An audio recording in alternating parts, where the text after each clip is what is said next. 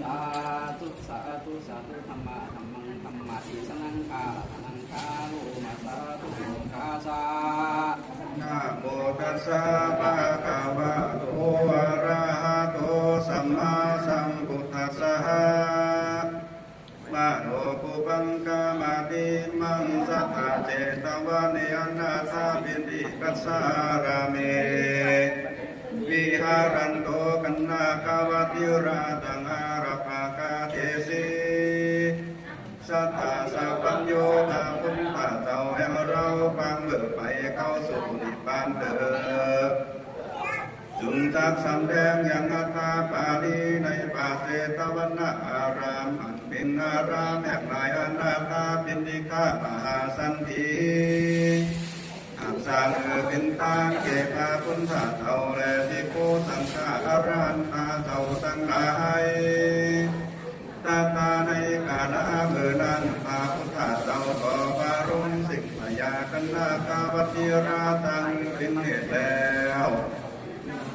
ตุนเกี่ยวกับกวติเทศนาอันยังจารุกันนี้อันสังกายนาจารย์เขาตั้งหลายหากหลายโคตรรู้โดยอาทิอันรยนาตาตุนกาตาวามาโนโภกังกามาธรรมาดันติโกตาโภกังภิกขเวโกราตากันนาคาวตินามาโหสี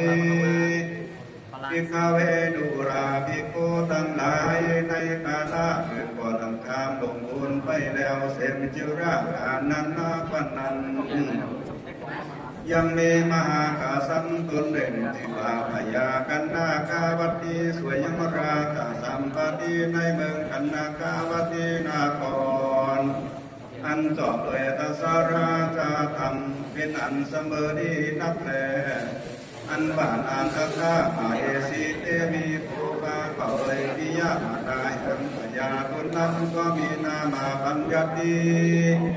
จึงว่าทางเกี่ยวกันนาคาวตีบานก็มีแลเอกาทิวาสังยังมีในวันหนึ่งพยาก็ทำปาริตาทันตั้งหลายบาดูราปาโรหิตาทาหันตั้งแรกแต่ที่ไปป้ายนาอันว่าบ้านเมืองแต่คนตั้งหลายทั้งเป็นโซก็รู้ว่าเป็นทุกข์ตาหรือวันยามนั้นปาโรหิตาจารย์ทั้งหลายก็ขับไปว่าเทวาแม่ได้มหาราชาเป็นเจ้าอันว่าบ้านเมืองอย่างมหาราชาเป็นเจ้านี้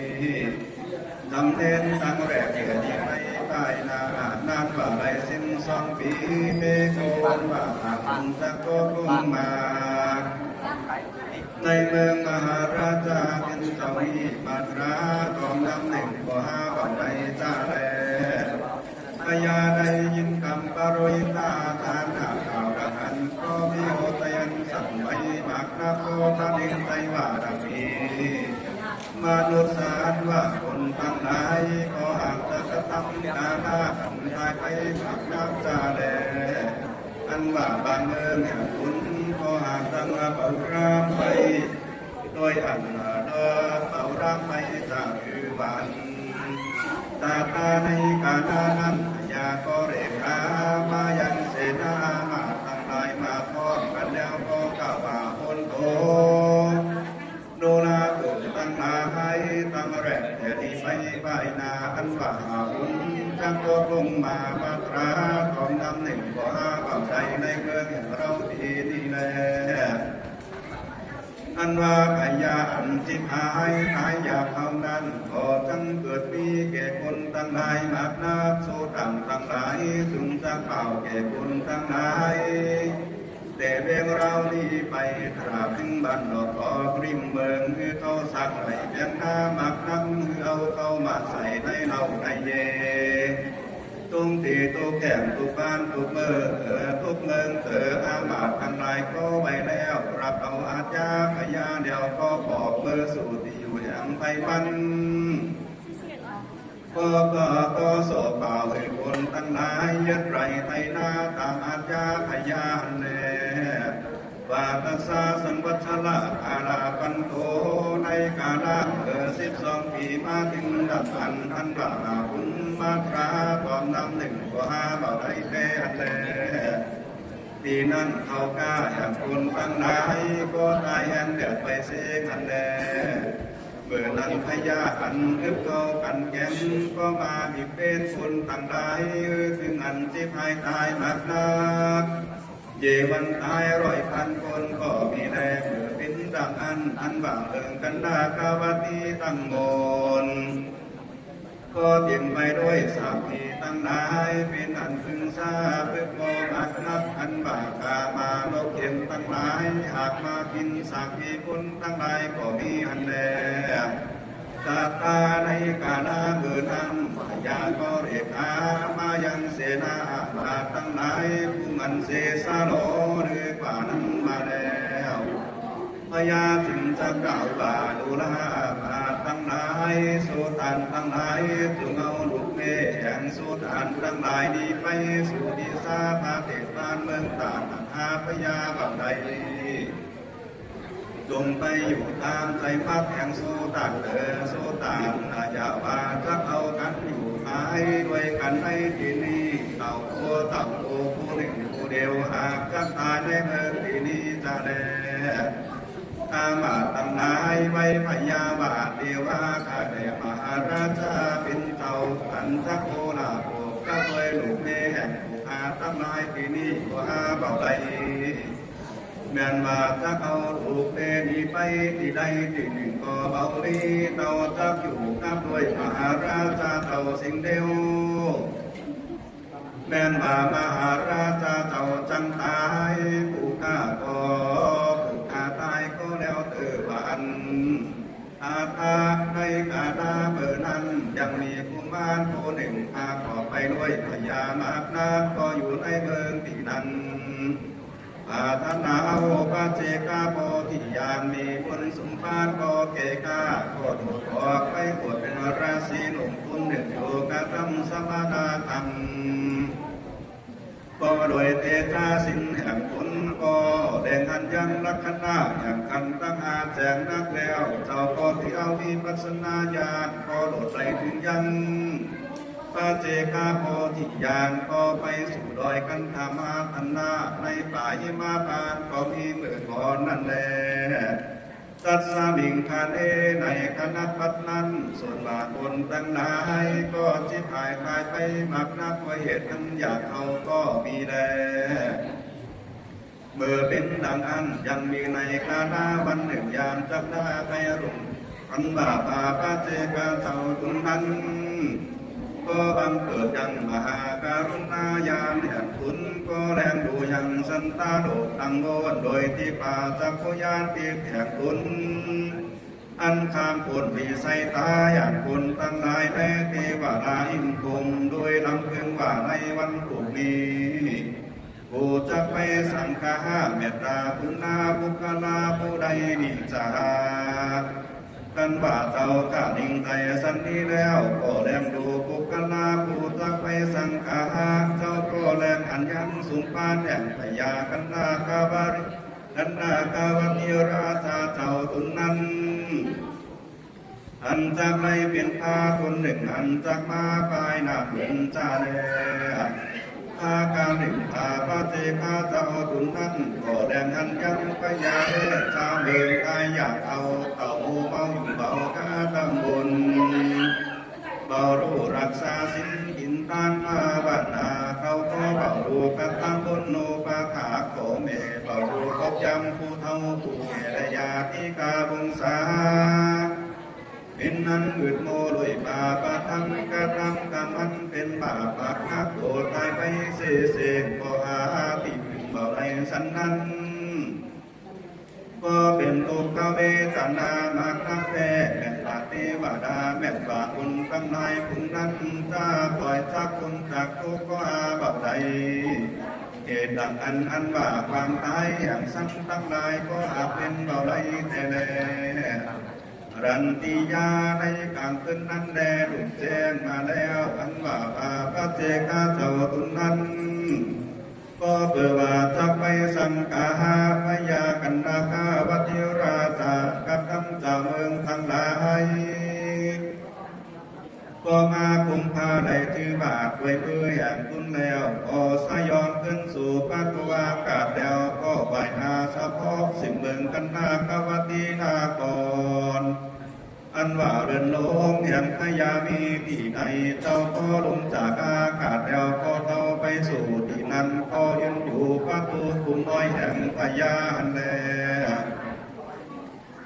ตาในกาลาเบื่อนั้นพยาก็นำผู้เลออาสนะอย่างคุณนั้นมีหมู่ปาริบาลหาแดดอมเมื่อนั้นยังมีใจผู้หนึ่งผู้ไปประตูคุ้มน้อยที่นั้นหันพาพระเจกาเจ้าเข้ามายืนอยู่ที่ประตูคุ้มน้อยบนบันโตมีรัศมีรุ่งเรืองงามเป็นพระดุจานังพาจันแป้งอันใสนายาคาตันแลอันว่าใจผู้นั้นมันก็ว่ารู้ทั้งสัมเตอก็มีใจยันสันสายมากนั้นก็แดดไปไวสาขยากันนากาวติราชาตุนตินเจ้าวาปัจจุยังนิยังผู้หนึ่งเข้ามาเปิดจักอากินเราพึงมีจาเดบานเมื่อนั้นอายาได้ยินคำมันนั้นก็ลุกไปยืนอยู่หน้าป้อมแหลมดูก็รู้ว่าเป็นพาพระเจกาเจ้าดักอันพยาจึงจะกล่าวแก่อามาตทั้งหลายว่าดูลาฐานทั้งหลายอย่าได้โกเตือบานอันว่าเจ้าตรงนี้ก็หากได้เป็นพาพระเจกาเจ้าได้เป่าใจที่อยากที่พายสังแลการเข้ามาเปิดจักมาสังกาเมตตาคุณอาเราทั้งหลายได้พยากล่าวคำเต่านั้นแล้วก็มารำพึงที่งอระไทยในใจว่าผู้เกิดมาปางนี้ก็เป็นทุกข์ไรอยากเห็นใจหมากนำสันนีอันว่าเขาเปิดเขาสารมาตราเข็มหนึ่งก็หาเป่าใดในเรือนแห่งผู้ดีตาพยารำพึงสันนีกูจักไม่ได้เขาสุขแต่ได้มาเป็นตาดีตาตานังอันบาทานเก็บพาพระเจกาเจ้าคุณพาเสดีก็หากเป็นพระนาดีสุงเป็นทิพาธรรมเวทนิยกรรมพาโคตโตนาตันตาแผ่ดีพยารำพึงสันติแล้วคนยังคนตั้งหลายคือเอากันตาของอ้อมพยาก็ลงจากอาสนะอย่างคนแล้วก็เข้าไปสู่สันตักที่พาพระเจกาเจ้าอยู่แล้วก็นกพบยำแยงโดยองค์ตีเต้าหาอย่างก็ย้อนจุลีใส่เต้าพวกเขาตั้งซอกแอบเดินนินก็ไหวปลาพันเตกาเดเจ้าทุนพาเสือเจ้าปูมาสู่เรือนแห่งคาก็เปิดจักมาสังกาคุณอาเวตายังผู้ข้าก็เป็นอันดีแต่แล้วในกาลาบัดนี้อันว่าเขาเกิดเขาสามมาตราฝ่ามือหนึ่งก็หาเป่าใดในเรือนแห่งคาส่วนว่าเขาของตั้งหลายมีต้นบาเกี่ยวแบ่งขึ้นคำเกิงพระรับพาดาก็ยังมีจุอันลำเขาของตั้งหลายคนนั้นเจ้าผู้ยังขึ้นใจอันใดก็จึงเอาตามใจพักเกิดวันที่นั่นตาพระเจกาเจ้าได้ยินคำมันนั้นก็อยู่เบาป่ากันแลที่นั้นพยาก็รับพึงดูก็รู้ด้วยโอใจว่าพระเจกาเจ้าเป่าสุรับเอายังเข้าของวัตถุอื่นทำตั้งหลายทุกนั้นพยาจึงจะถามอามาตั้งหลายว่าดูลาเกินตั้งหลายทุกขณะผู้ใดก็ดียังมีเขาสุขก็ดีเขาสารก็ดียังมีอยู่ในเรือนเก่าจาอามาตทั้งหลายไว้บาทที่ว่าข้าแต่มหาราชาพิมเจ้าอันว่าเขาสุขก็ดีเขาสารก็ดีก็ยังเป่ามีในเรือนแห่งข้าตั้งหลายสักหน่อยได้หวานจูบุญหันแลยามนั้นพญาก็เด็ดหามาอย่างนายปัญหาลิกาผู้เป็นโกมาแล้วพญาก็ถามว่าดูลานายปัญหาลิกาผู้เป็นโกเข้าควรชักกินในวันนี้ก็ยังมีสักหน่อยบอกจาบันนายปัญหาลิกาผู้เป็นโกก็ไม่พยาบาทที่ว่าข้าแต่มหาราชาเป็นเจ้า เขาอันมหาราชาเป็นเจ้าจักกินในวันนี้ก็บ่มีกาแลดังสุดวาราชากันว่าพญาได้ยินกำมันนั้นก็ลอยใจพักนั้นเป็นดังเทวดาจำโจที่ตายจากกันฟ้าก็มีแลพญาก็มีหน้าตาหุ่นมองอยู่ซบเศร้าเงาอยู่แล้วพญาจึงชักนามบอกว่าตุลานายพันธาลีกาอันว่าเขาสามขันสักไว้แก่โตกินนั้นก็ยังบ่มีจาบันเมื่อนั้นบอกไว้พญาบาเรียว่าข้าได้มหาราชาเป็นเจ้าเขาอันสักไว้ลูกเจ้าราชาบดกินนั้นก็หากยังมีพระบานเก็บหนึ่งบานกันว่าพญาได้ยินกำนายพันธาลิกาผู้เป็นพ่อโคมาไว้กันก็ถอดเอายังพาทับแอบคุณคือว่าแว่นข้างโลงอันควรกาได้แสนคำมันก็พอแล้วกล่าวว่าตุลานายพันธาลิกาคุณจึงเอาแก้วแว่นแห่งผู้นี้เอาไปเกียรติราชาพูดลูกผู้เถิด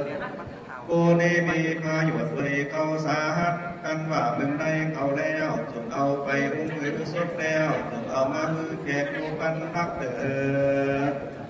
บอกโอรับเอาเถิงพาดับแห่งพญาแล้วก็เข้าไปสู่สำนักเจ้าราชาพุทธก็ไว้สาบาข้าเดราชาบุญปินเจ้าขันบาเบิงพระดับนี้มหาราชาเจ้าบุญปินพ่อก็มือข้ามาเอาถวาย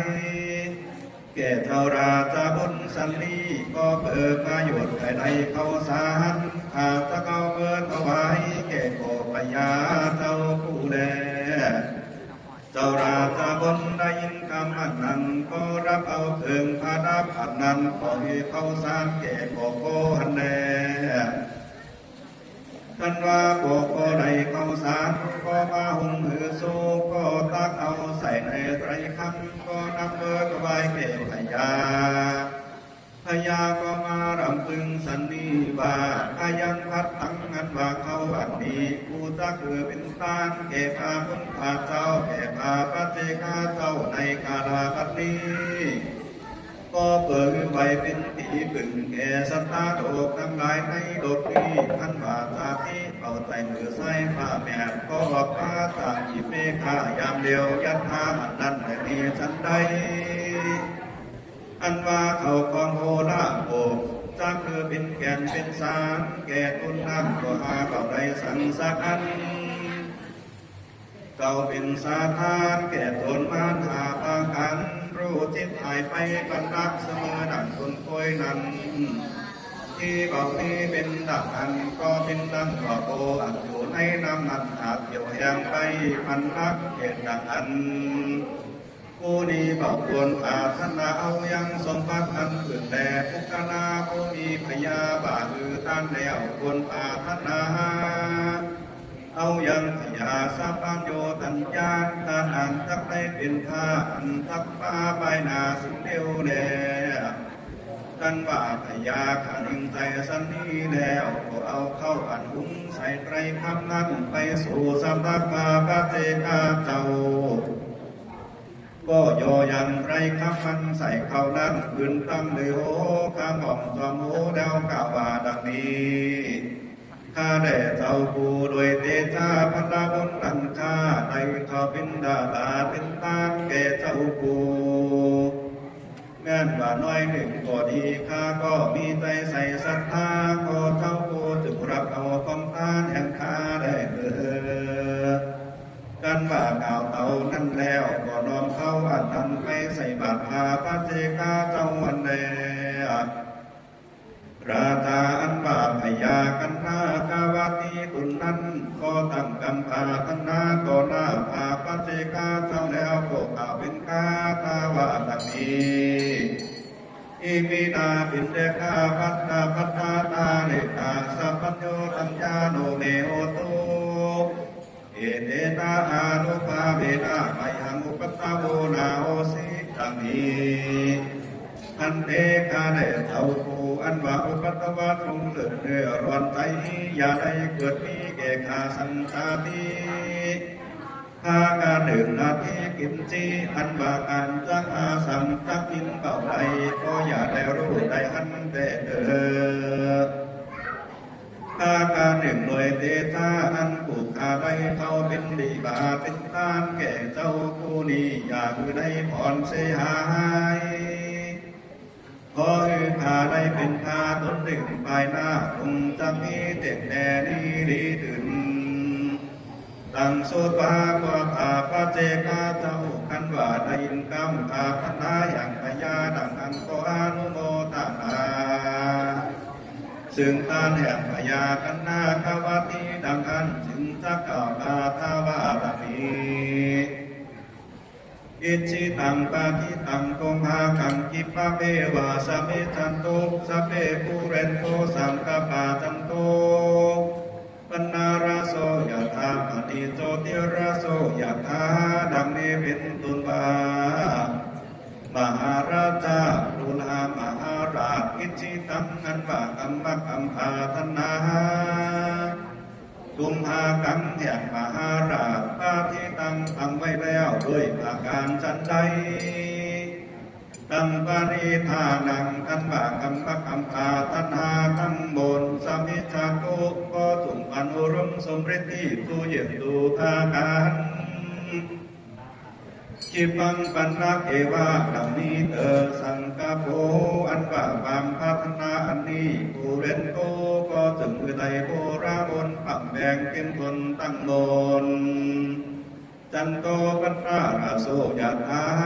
อุปมาเป็นหลักพาจันเป็นใน15 คำรุ่งเรืองงามไม่ทำการรักษาเดินที่เบาที่เป็นดังอัน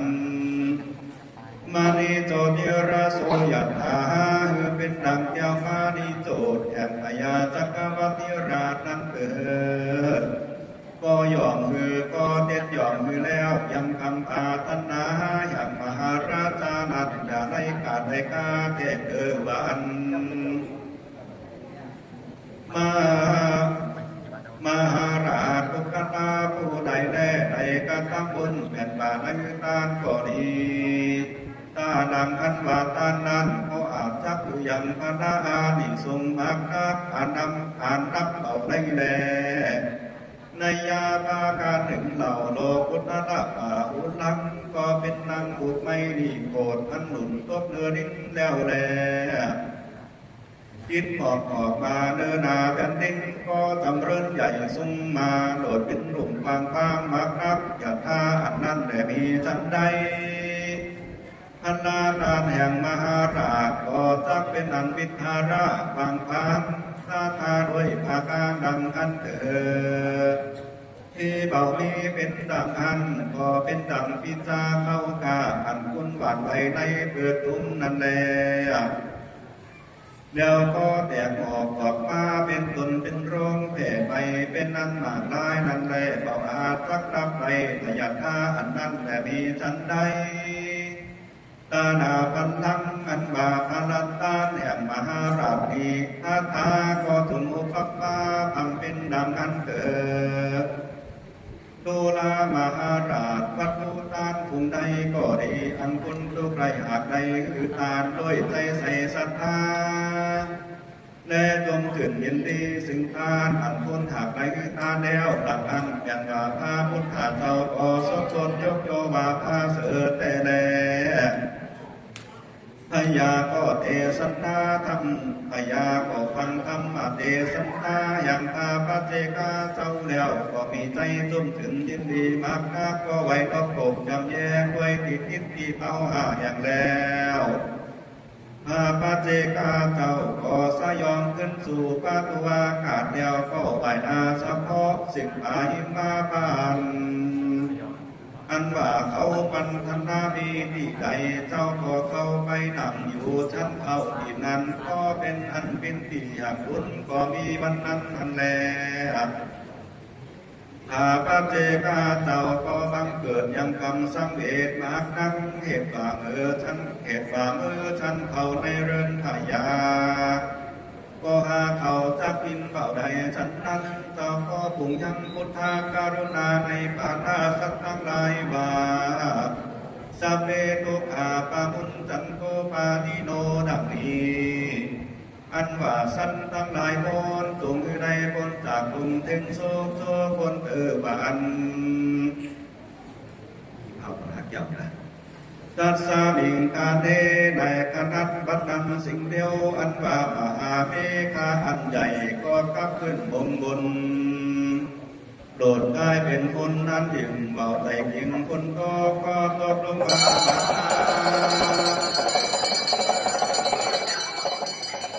โดยเตชะเปตาคารุณาหักคาปัจเจกาเจ้าคนนั้นก็มีอันแลเปิดอันขยาจักรวรรดิทุกนั้นก็ตั้งอยู่ในอาสนะอันมีหมู่อามาตย์หากแปดล้อมเป็นปริวารก็มีใจทุกเจือมยินดีอันทนหากไอตานั่นแลอาทาในกาลายามนั้นยังมีใจผู้หนึ่งอันหาเมฆาขึ้นมาก็มีความยินดีมากนาก็กล่าวมาดังนี้ที่โดยมีแต่แน่อันว่าเมฆาเกิดขึ้นมานี่ก็เป็นอาสาจันมากนาเก็บเราใจกาตาขิมเกิดฝนตกรอยบาปเกิดมาด้วยอาดุอาบุญอันพยาบุญเป็นเจ้าอันใดเขาเป็นดาอาเป็นตาเก็บอาปัจเจกาพุทธาเจ้าในวันนี้เพิ่งมีจะแลในกาลานั้นอันว่าเมืองกันตากาวตีนาก่อนทั้งมวลก็ให้เกิดเป็นน้องหลง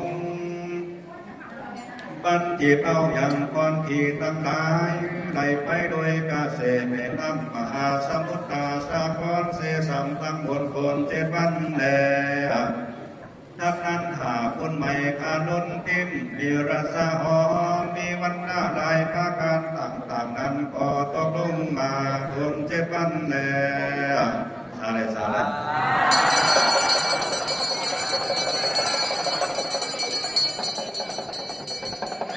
ทักนั้นหาคนเอาต้องเจ็บทั้งหลายก็ตกลงมาโดน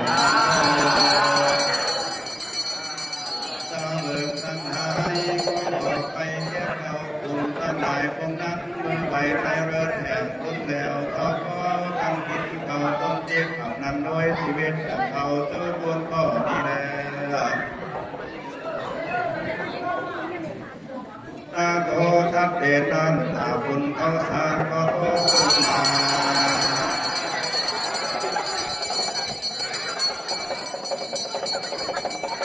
ทัดเดนันตาบุญเขาเกิดก็ปล่อยถือโตขึ้นมาเป็นตั้งแล้วทัดนับตาบุญแก่นตาโตก็ลงมาทัดนั้นหาคุณเงินคุณคำปล่อยถือโตลงมา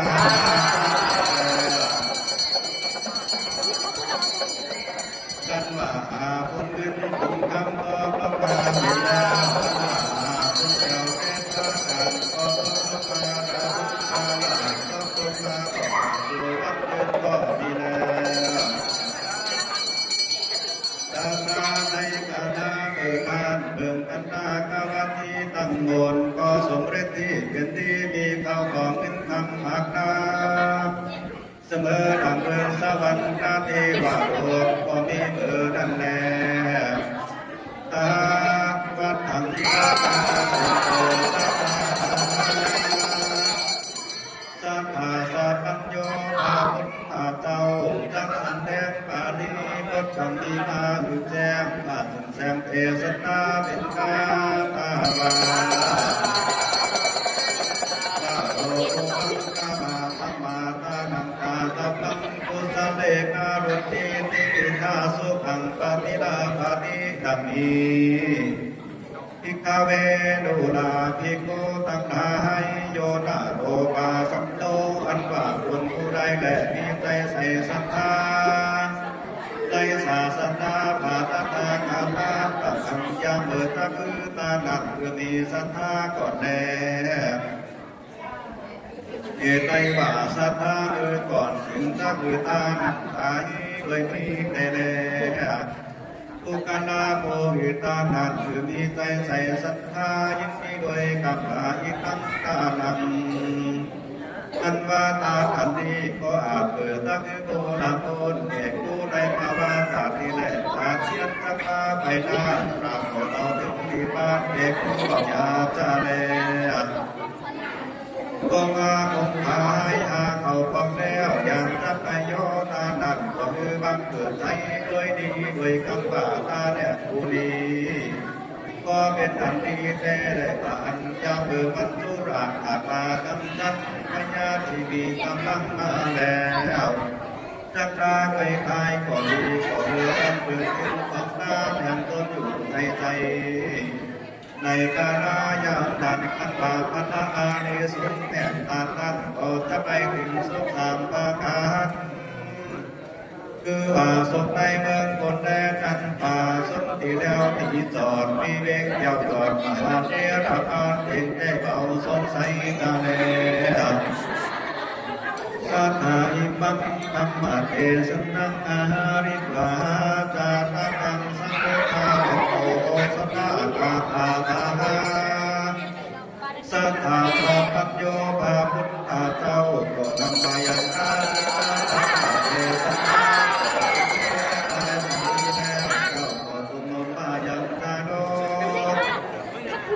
อันเป็นที่สุดที่ซอยยังหน่อยหนึ่งก็ทักไปโบราณโบนป้าเกี่ยวกับเป็นกาตาวาโต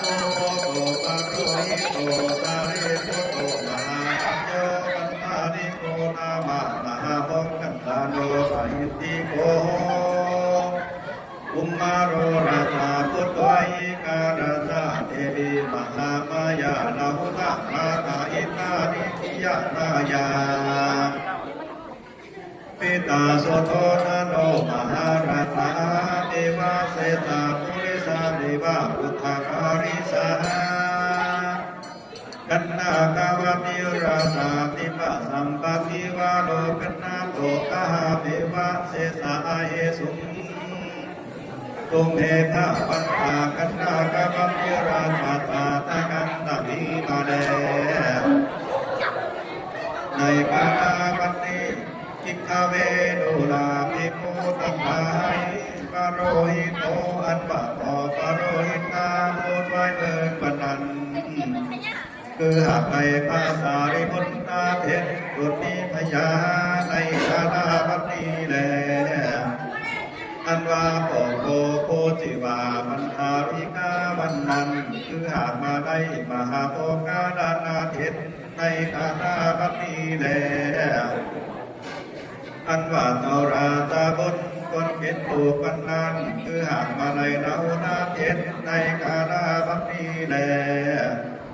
อันว่าโกแห่งพญากันนาคาวตีวันนั้นคือหากมาได้พญาสีสุโสตันนาตุนเป็นพ่อแห่งอุปาตตาตาตาในกาลบัดนี้แล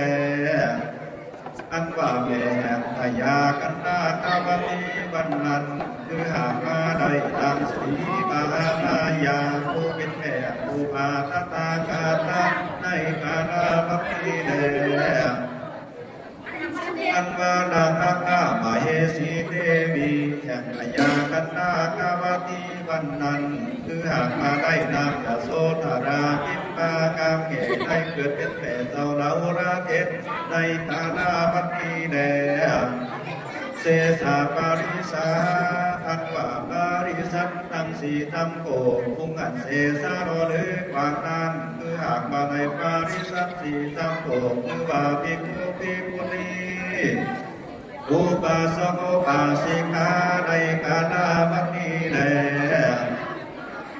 พยากันนาคาวตีตนในสวยยังอาราธาสัมปติวันนั้นอาหังเอวังโลกันนาโต